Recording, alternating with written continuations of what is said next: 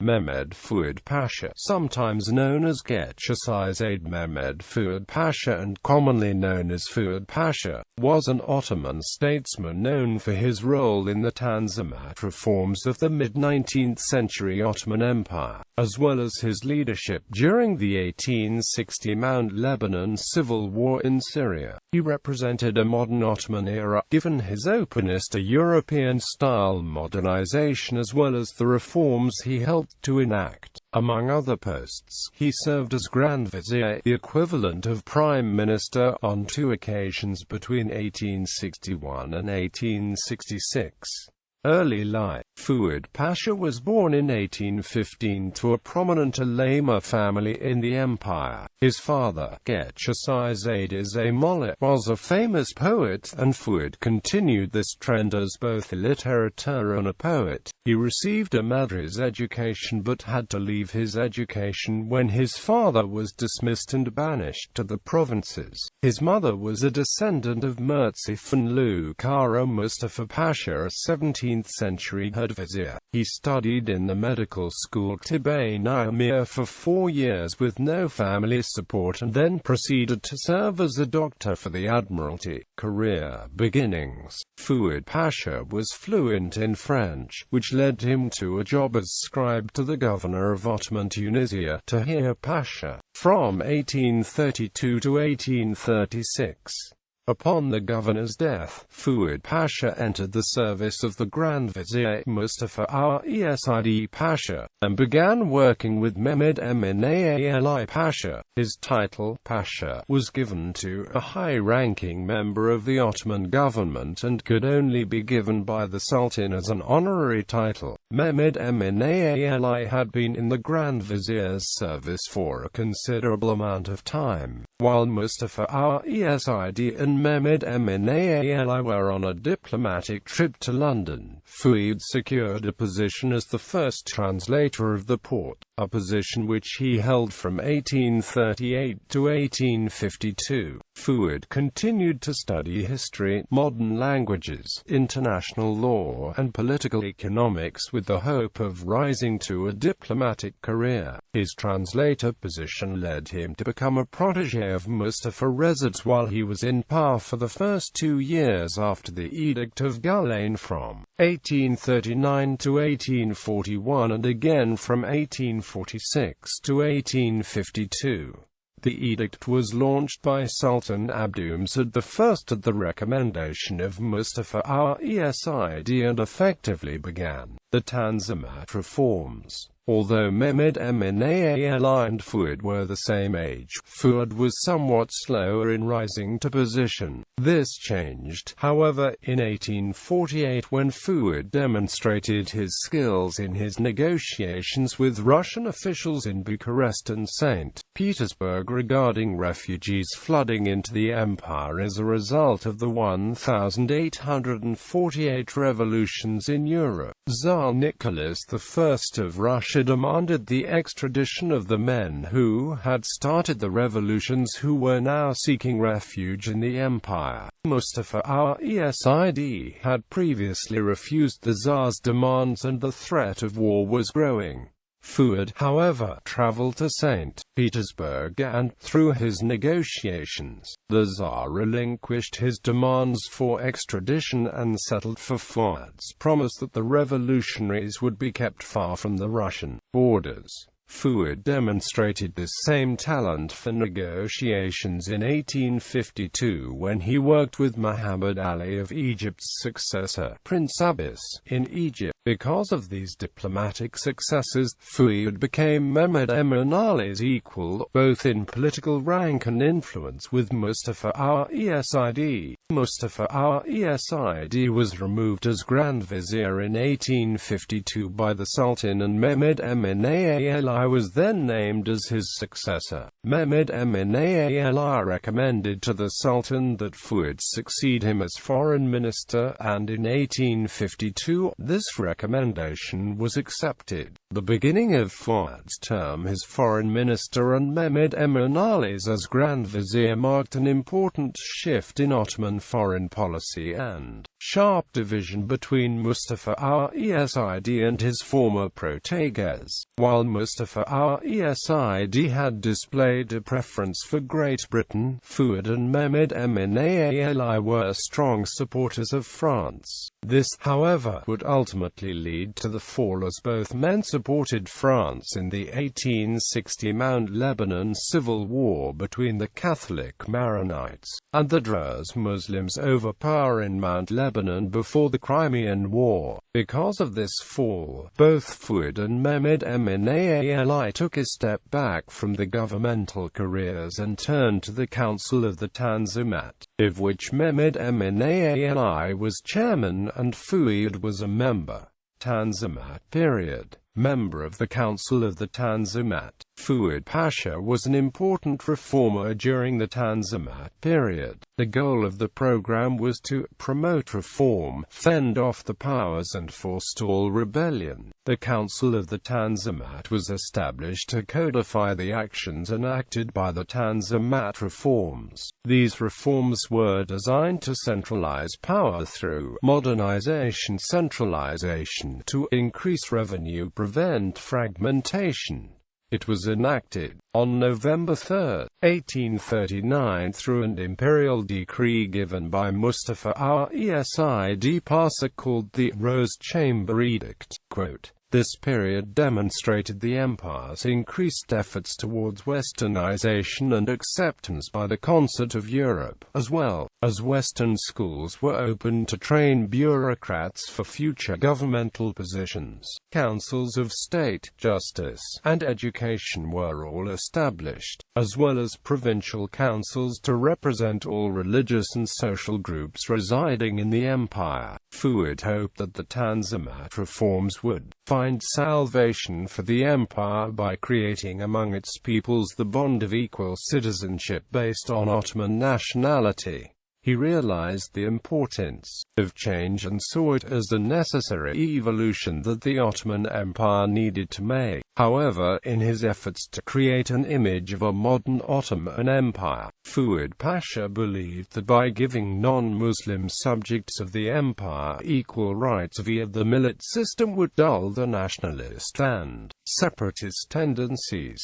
Quote, "He, along with the other three reformers, believed that in order to save the empire, a sense of Ottomanism needed to be created. The goal was to create an Ottoman nation and unify the Jews, Christians, and Muslims into an Ottoman nationality." The Council of the Tanzimat took complete charge of preparing legislation, and because both Fuad and Ali wanted immediate progress, the council was made separate from the ministries and the chairman was given direct access to the Sultan, which represented increasing efforts towards centralization. The old Supreme Council, however, still remained an influential factor as its existence and functions, though de jure limited to judicial matters, caused much confusion. Chairman of the Council of the Tanzimat. In 1856, Fuad was given the task of reforming the financial and provincial problems that plagued the empire and was thus named chairman of the Council of the Tanzimat. These stemmed from a shortage of trained bureaucrats and inadequacies in tax collection. Quote, "Though reforms had been started by Esid in 1841, their initial success was interrupted by the outbreak of the Crimean War. 2 years of study resulted in the provincial regulation of 1858. The main idea behind the regulation was concentrating power back into the offices of the provincial governors and spreading the Tanzimat reforms across the entire empire. It kept the provincial government structure that was already in place, but ensured that the governors of each province were the main source of authority as well as the chief representative of the central government in Istanbul, through whom all communications with the central government were made. In addition to administration councils structures being reformed, a cadastral department in each province was responsible for registering every male resident, whether they be Muslim or non-Muslim, Ottoman or foreign resident. Each of these residents was issued a population tax certificate which stated his tax obligation and also served as an identity card. Quote, a new conscription system was also introduced that better reflected the needs and population makeup of each province.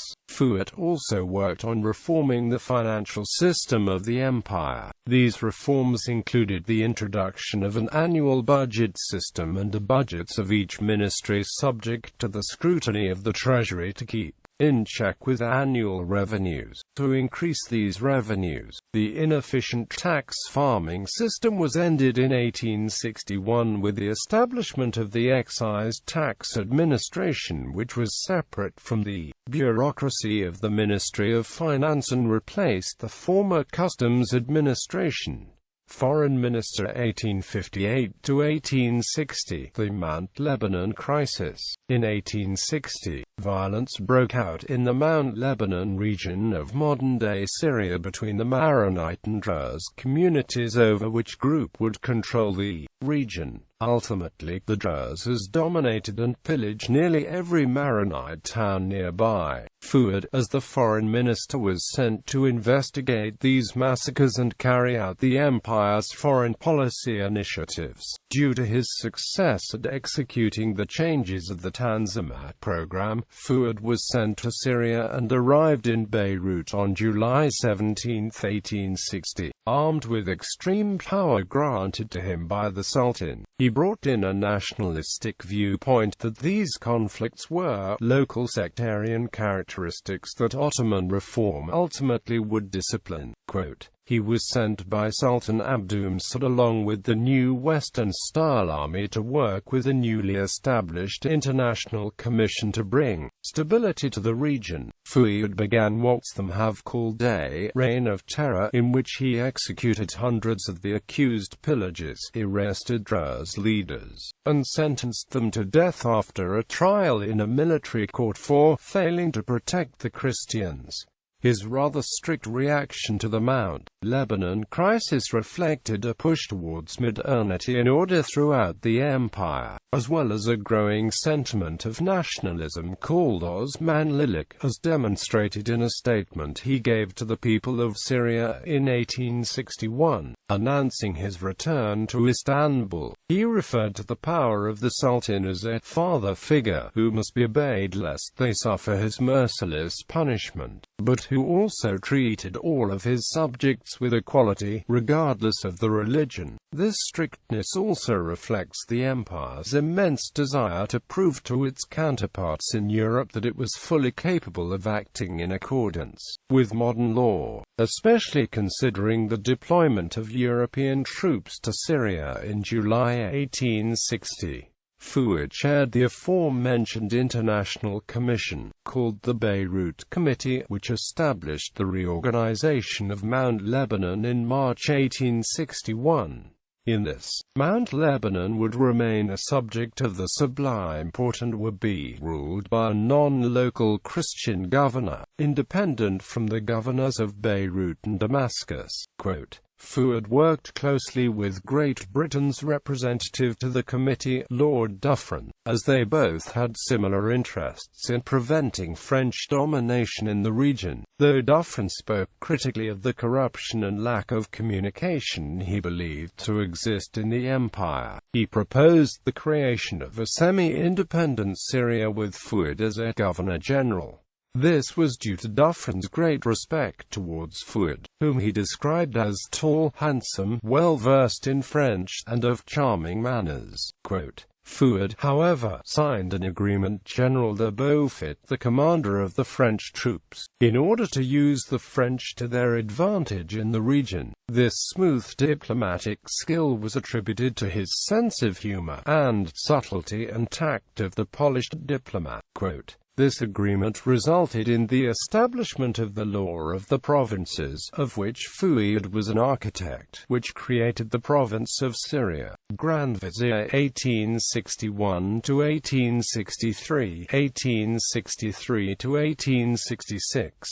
In 1861, Sultan Abdulaziz named Fuad as Grand Vizier, replacing his colleague Mehmed Fuad Pasha. Abdulaziz preferred Fuad's quick and decisive manner, though he did not grant Fuad the same sort of independence and autonomy that Mehmed Fuad had enjoyed under Sultan Abdulmecid, which Fuad sought. Fuad was appointed to 2 full terms as Grand Vizier, though he resigned in 1866 because of his opposition to Abdulaziz's plan to marry Ishmi Pasha's daughter. Later career and death. Sultan Abdulaziz reappointed Fuad to his final term as foreign minister. Due to French and British insistence during revolts in Crete and the threat of Russian intervention, as foreign minister, he wrote a political testament with advice to the Sultan regarding an alliance with Great Britain and France based on shared interests and a common enemy of Russia. Fuad demonstrated understanding of Russian expansion and confessed that I too would have turned the world upside down to capture Istanbul. Quote, he called for the modernization of the empire to gain legitimacy in France's eyes in order to strengthen these alliances against Russia. He considered Great Britain as the empire's most important ally and stated, the English people will always be the first to have our alliance and we will hold fast to that alliance to the last, and that we should relinquish several of our provinces rather than see England abandon us. Regarding France, the empire should maintain polite relations in order to prevent conflict, rather than hope for protection. Mehmed Fuad Pasha was also reappointed as Grand Vizier and went to Crete from 1867 to 1868. While Mehmed Fuad was successfully ending the revolt, Fuad was acting head vizier and foreign minister, and accompanied Sultan Abdulaziz on a trip through Europe in the summer of 1867. The double burden put considerable strain on Fuad, however, and he sought medical attention and rest in France. He died in Nice on February 12, 1869. Family. His only son Major Kazim Bey married Gulbazik Balkhanum, a former Circassian slave, and got the son General He.